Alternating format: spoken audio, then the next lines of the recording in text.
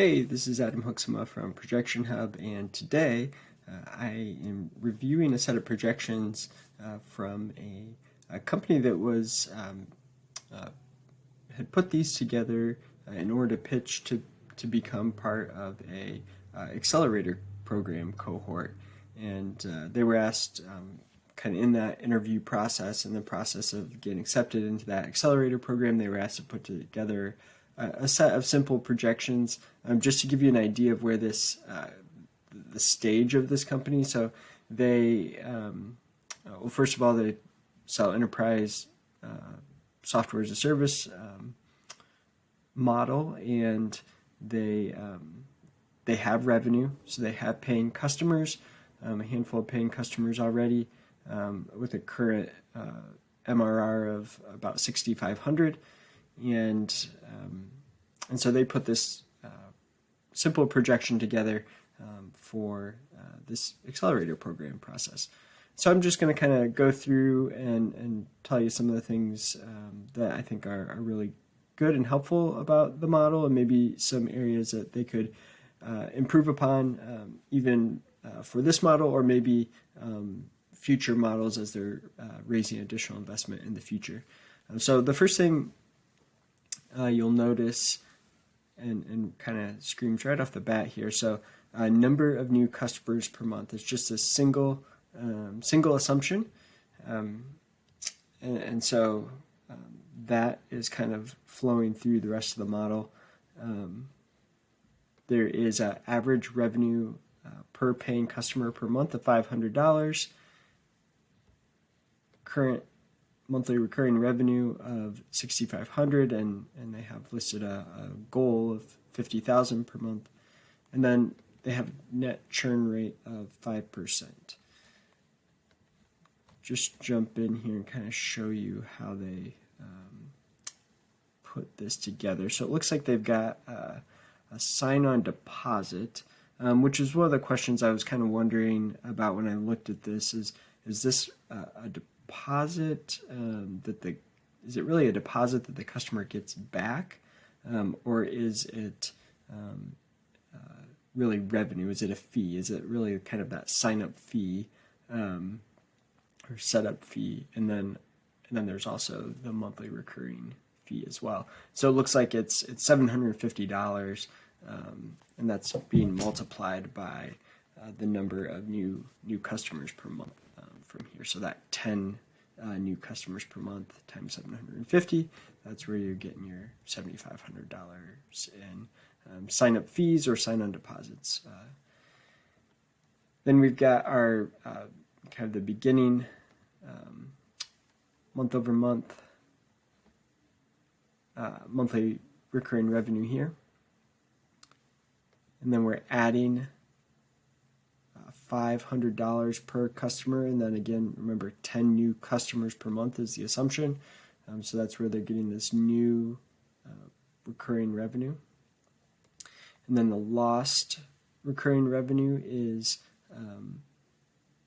it's taking 5% of the beginning MRR and saying that's the churn, giving them an ending MRR there, which was starting point plus new minus your churn. And then your ending becomes your new. So pretty simple and straightforward here. Operating expenses, pretty straightforward here as well. They've got labor for developers, designers, payroll. They already have some employees on staff. Got an owner draw here, a loan payment. So this is really a cash flow or operating expenses on a cash flow statement. They've got then kind of pulling this all together in an income statement. And you can see kind of where they stand here. They've got this broken out between payroll, and then I guess this is just kind of the operating expenses.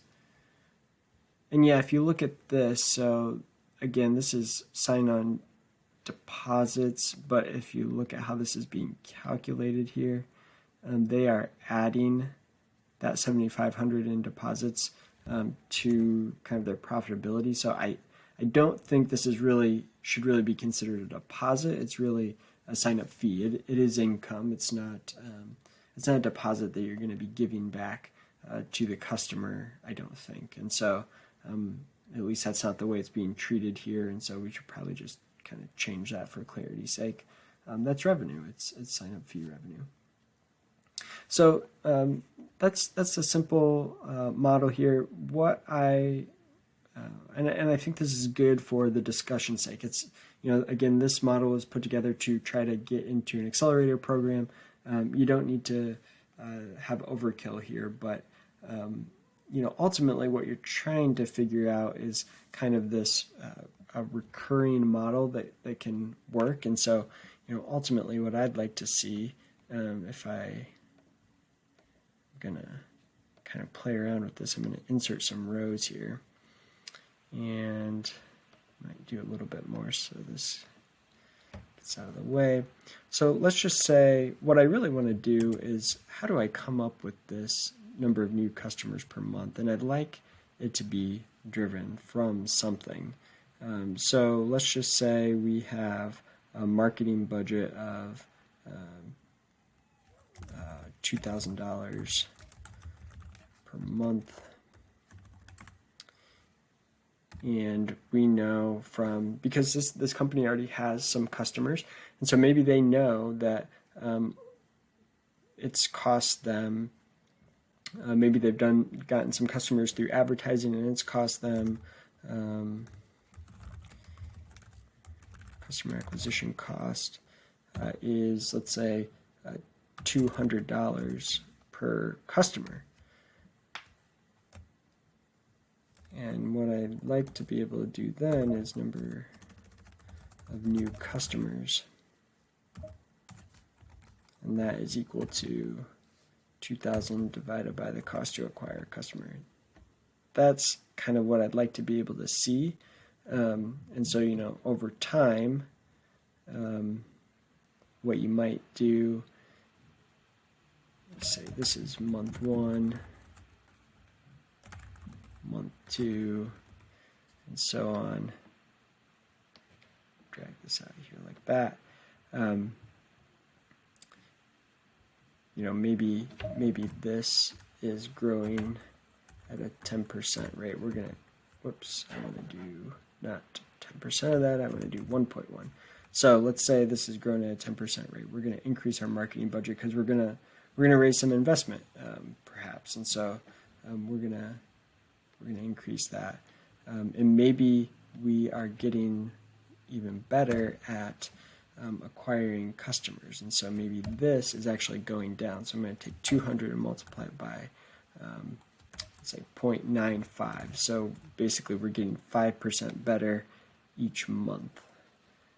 So if we got 5% better each month, and then I drag this across and get rid of that. So now you see our number of new customers like this. And so, I think in this model, we're assuming that you're getting exactly 10 new customers each month.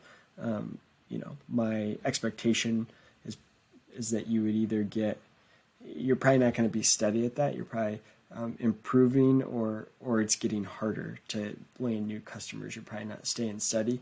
And so, hopefully what I'd like to see in the model is that you're bringing on more new customers each month, instead of just kind of this steady state number. And so, right now, maybe with the amount of data, maybe you say, look, we don't know our customer acquisition cost yet. We don't have enough data.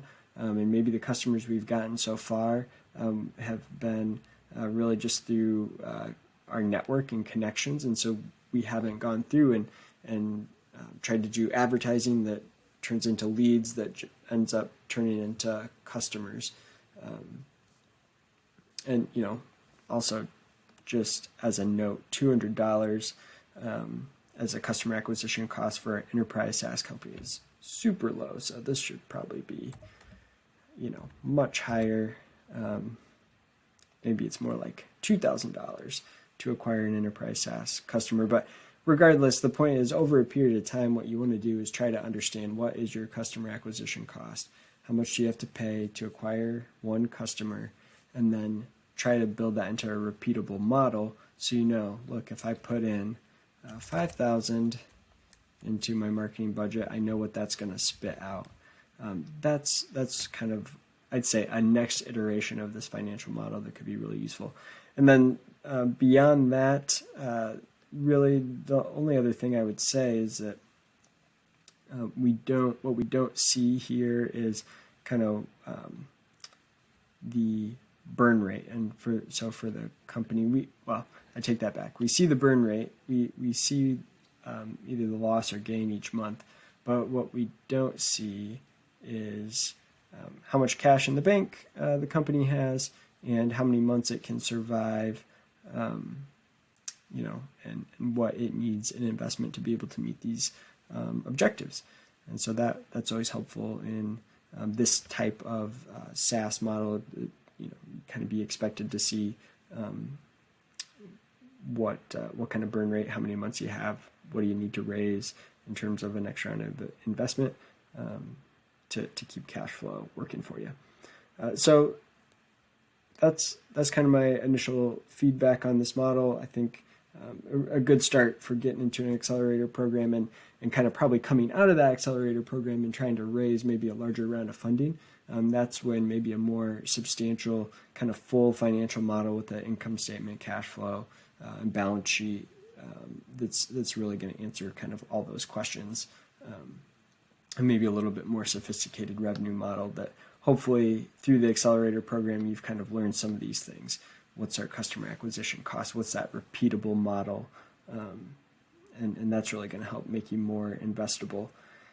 And so, that being said, we do have a number of different SaaS-related financial projection templates that kind of put all of this into a nice package and give you some nice dashboards, investor dashboards, and kind of fully integrated financial models. So if you're kind of at that next level, you're already in the accelerator program, or you're kind of one step farther down the path and you're trying to raise that next larger round of funding, one of these models could really just save you a whole bunch of time that we've spent a lot of time putting together. So I'm going to go ahead and put a link to those in the description of the video,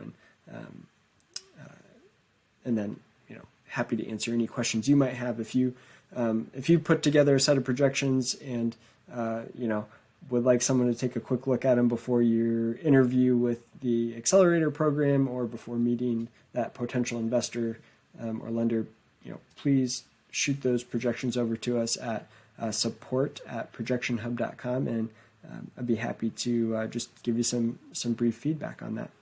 All right, thank you very much.